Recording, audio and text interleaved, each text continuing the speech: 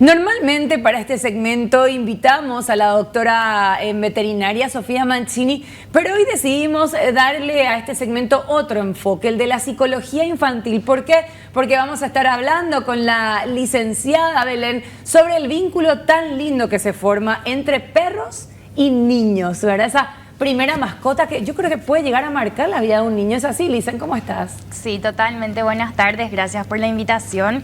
Realmente sí, el vínculo que los perros y los niños generan es increíble. Como bien decía en la presentación, es como que mucho más de lo que a veces podemos dimensionar, y los beneficios que trae el relacionamiento en la vida de los niños de manera particular es sumamente interesante también de analizar. Bien. Los niños, de hecho, normalmente pasa que tenés una criatura, hay un perro en la casa y se sienten atraídos, o sea, quieren ir hacia el perro, Sí. hacia el famoso guau guau, ¿no? Sí, totalmente. Es una de las primeras palabras que aprenden, tal cual. Exacto, es fácil, es rápido y es como muy genuina la cuestión, porque son dos esencias puras. Yo siempre digo eso, de que los perritos, yo tengo experiencia de tener también perros, no soy experta en perros, pero sí en niños.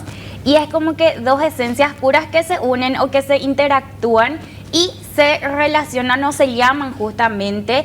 Y siempre es importante, si es que existe la posibilidad, dar esa oportunidad a los niños de aprender a relacionarse también con los animales, porque claro, es importante aprender a respetarlos también y saber cómo manejarles. Ahora, Wilson planteaba la posibilidad de que un niño llegue a una casa donde ya había una mascota y se integren, ¿verdad? Pero ¿qué pasa si tenemos un niño, nunca hubo una mascota en casa? ¿Cuál es la edad ideal para que ese niño tenga su primera mascota?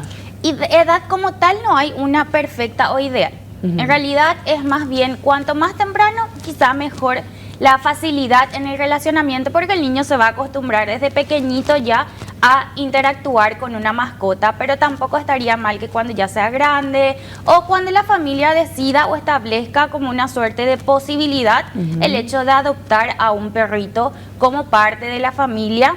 Pero sí es importante enseñarle a los niños cómo interactuar, porque no es lo mismo que interactuar con un hermanito, por ejemplo. Claro. Los perritos tienen sus características, tienen también su forma de ser, tienen su manera de funcionar independiente a lo que es la nuestra, y eso es importante también de enseñar a los niños para que esto sea un vínculo válido, un vínculo sano y que sea productivo para ambas partes. Y específicamente en la parte cognitiva, ¿en qué ayuda a los niños relacionarse con los perros? Muchísimo en todo lo que es el desarrollo en general. Aparte solo de lo cognitivo, también habilidades de la vida cotidiana, la responsabilidad, la empatía, el funcionamiento emocional, la regulación propia de las emociones. Los perros de manera general ayudan mucho a la regulación de las emociones, y en los niños más aún, porque es como que ambos, si es que son pequeñitos, están como que aprendiendo a gestionar sus propios impulsos de manera igualada o en simultáneo, pongámosle, ¿verdad? Y con respecto a las habilidades de la vida cotidiana, es enseñarles a cuidarles, dándole de tomar su agua, que coman en tal o cual horario, que esa sea una responsabilidad del niño, y eso va teniendo como una suerte de noción más adelante de lo que es importante hacer, de la rutina, el tema del paseo, inclusive de que los perritos siempre se recomienda que vayan de paseo, que tengan horarios de juego. Entonces, que los niños sean parte de esa rutina, y no solo partes, sino protagonistas de eso, que sean encargados de que su perrito, juegue o tome agua o esté, por ejemplo, en estos días de calor un poco más refrescados, hace que la persona vaya creciendo con una noción de que, ok, yo tengo responsabilidades, yo me tengo que hacer cargo de tales o cuales cosas, y eso favorece a un buen desarrollo a nivel general. Ahora, ¿qué pasa cuando el vínculo es tan fuerte que de pronto, no sé, llega un hermanito a la casa y está como que, no, este es mi perro, y el hermanito necesita su propio perro, se comparte, se enseña a compartir? ¿Qué es lo que se hace en ese caso? Se comparte, si no hay posibilidad de otro perro, se comparte, y ahí se aprende habilidades para la vida. Porque independientemente de que sea un perrito, la vida va a tener que compartirse con el hermano. Sí. Entonces es un aspecto o un factor de la experiencia de vida, y es una cuestión dinámica, porque el perrito no es un ente, sino que es un ser vivo y ayuda al relacionamiento. Puede ser un una manera de nexo inclusive entre los dos niños, el perrito en cuestión, si es que de por ahí cada uno no puede tener su propia mascota, ¿verdad? Hay casos en los que niños quedaron traumados por alguna que otra cuestión, una mala experiencia con un perro, no sé, de por ahí le ladró o le pisó la cola, le saltó, pero quedan traumados y le tienen miedo al perro. ¿Hay forma de trabajar eso para, bueno, que después, más adelante, pueda relacionarse con los perros y dejar de sentir ese miedo? Sí, totalmente. Eso generalmente se llama fobia específica. Es cuando hubo una situación en particular o una suerte de imaginería con respecto a lo que podría pasar con la relación, con un perro, y se trabaja en consultorio muchas veces cuando esta fobia genera una disfuncionalidad en el niño. Es decir, que por ejemplo, me pasó ya muchas veces que los niños cerca del consultorio, por ejemplo, y hablando de fobias específicas a los perros, hay muchos perros en la calle, hay perros en las casas, y al pasar por la vereda de una casa con perro, el perro guau, guau, ladra, ¿verdad? Entonces, y el niño se asusta. Exacto, y no puede pasar por ahí. O no quiere ir al almacén, ponele. Exacto, o no puede escuchar el ladrido de perros. En los parques, por ejemplo, a veces encontramos perritos y es como que no pueden estar cerca porque les supera, es como que les genera un ataque de ansiedad, pongámosle en algunos casos, o de desesperación excesiva, y eso se trabaja en consultorio cuando ya es muy disruptivo, ¿verdad? Entonces, para que ellos vayan aprendiendo a gestionar la situación y a entender también de que no todos los perros son malos. Hay perros que no se portan tan bien, ciertamente, pero hay otros que sí, igual que nosotros. Ahora, hay muchos casos en los que no es que al niño le pasó algo, sino que creció en una familia donde los propios padres son temerosos de los perros, y hay padres que son de cuidado, hay un perro, cuidado, cuidado, y tantos años de cuidado, cuidado, hacen que el niño crezca con ese miedo. ¿Qué hacemos en ese caso, verdad? Los propios adultos quizás deberíamos hacer ver ese temor nuestro para no pasarlo a los chicos. 100%. Es así mismo, es vernos a nosotros en nuestro reaccionar y en nuestra situación emocional. De por qué yo le tengo tanto miedo al perro, por qué el yaque al perro, si en realidad, como decía hace rato, no todos los perros se portan mal, ni son malos en general. Entonces, al igual que todas las otras emociones, yo como adulta cuidadora de un niño o niña, transmito esa emoción y enseño al niño cómo gestionar de manera disfuncional, para no decir negativa, esta situación emocional, y estoy regalando un miedo a mi hijo que no tiene mucha productividad en la vida. El tamaño del perro importa en el siguiente sentido. Suponer que el perro sea más chico que la criatura, y suponer el otro caso que sea más grande. De por ahí, si lo ve al perro más chico, siente como que ella, o la criatura digo, tiene una responsabilidad sobre el perro, y cuando lo ve más grande se siente como protegida o con algo de miedo. O sea, ¿importa el tamaño del perro? Depende, yo creo que de las características conductuales del perro, más que del tamaño como tal. Y hablo conductuales porque los perros cuando son bebés, igual que los humanos cuando somos bebés, son más disruptivos, o somos más desorganizados, somos más reactivos inclusive. Entonces yo creo que implica más el carácter, o no sé si es carácter de los perros en realidad, hablando en general, ¿verdad? O la conducta misma de y la capacidad de poder entrenarles y poder ayudarles a regularse también, porque creo yo que la sensación de cuidado genera en general los perros generan esa sensación de cuidado independientemente a su tamaño como tal. Claramente si son más grandes como que se tiende más un poquitito a sentirse acogidos por el animal como tal, ¿verdad? Pero en el relacionamiento yo creo que influye más la conducta y el entrenamiento que el perro tiene más que su tamaño en particular. Doctora, yo creo que muchos somos de una generación en los que si nuestro perro, no sé, se escapaba y Dios no quiere le pisaba un auto, nuestros padres nos decían, le llevaron a una estancia, nos inventaban cualquier cosa, pero jamás nos iban a decir la verdad. ¿Qué pasa si hay un accidente, si el perro se extravía?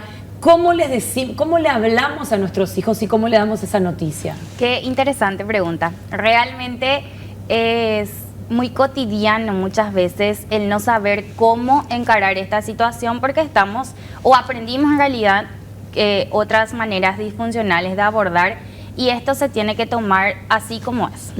Si es que el perro falleció, o el perro se perdió, o el perro tuvo algún accidente en particular, como si fuese que sea un miembro de la familia, hay que informarle a los niños. Con la verdad. Con la verdad, siempre con la verdad, porque al final, si el niño es grande, hablando de 8 o 7 años, el niño como que te va a cuestionar. No me cierra mucho tu idea. ¿De qué estancia me estás hablando? ¿A dónde le se fue mi perro, verdad? Sí. Entonces es como que cuanto más grandes, más cuestionadores, porque más noción de la realidad tienen. Entonces siempre es importante decirles la verdad a los hijos, y esto se aplica en cualquier otro contexto también, porque al final ellos sí o sí van a descubrir lo que está pasando. Claro. Y es mejor que ellos sepan de la fuente antes que estén creando una idea de lo que esté pasando en la realidad. Vos sabés que a mí me pasó algo similar cuando era chico Seguro. y fue muy triste, porque en realidad el perro no era nuestro, pero llegó a la casa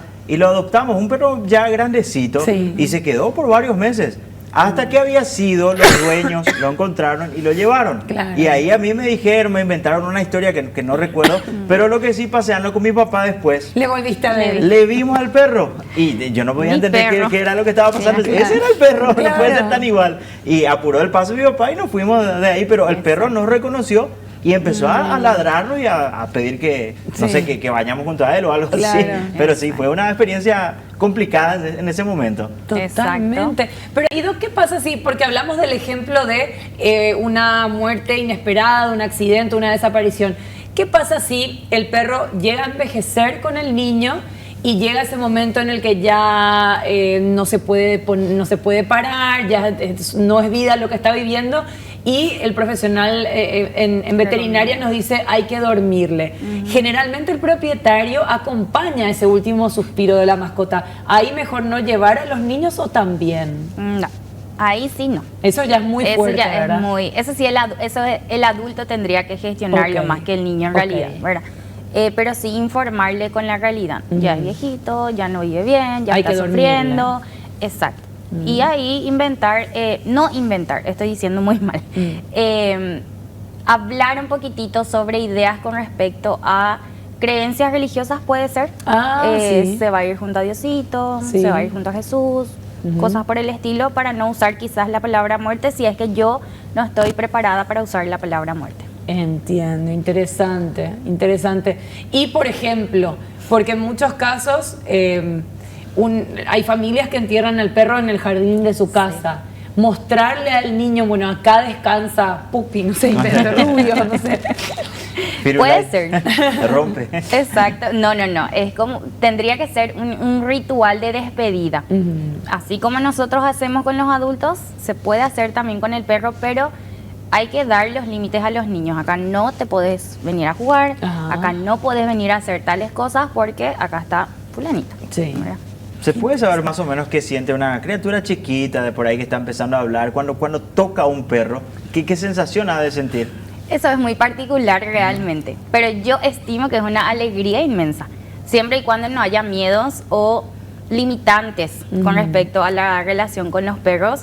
Es como un amiguito o una amiguita, el perrito o la perrita, ¿verdad? Entonces es como una sensación de alegría, de mucha, y sí, felicidad, pongámosle así, si es que no hay un factor que esté impidiendo o que esté determinando otra sensación.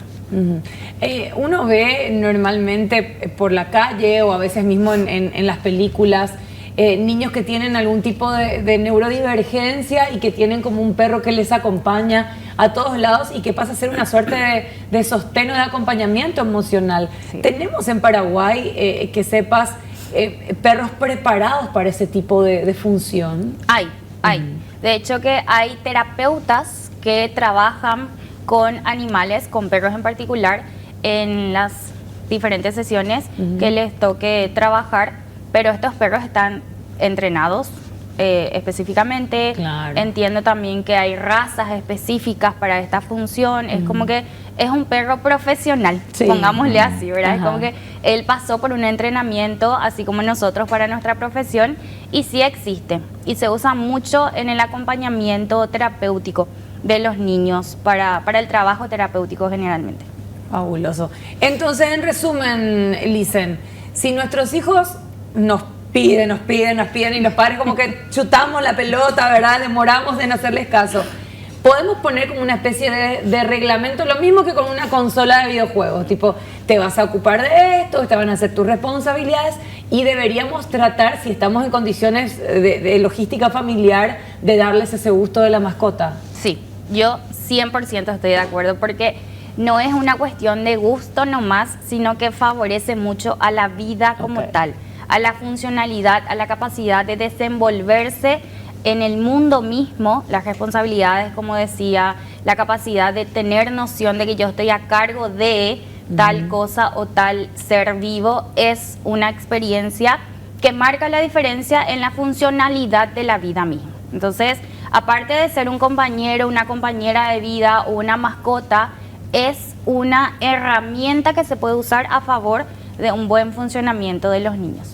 Qué interesante. Siempre hablando, la última de mi parte, del rubro psicológico, que es lo tuyo, no hablar de la salud en sí. Está bien que, por ejemplo, hay chicos que demuestran tanto su amor, que le dan besos a los perros, que se dejan lamer. ¿Eso está bien? Sí, inmunidad. ¿Sí?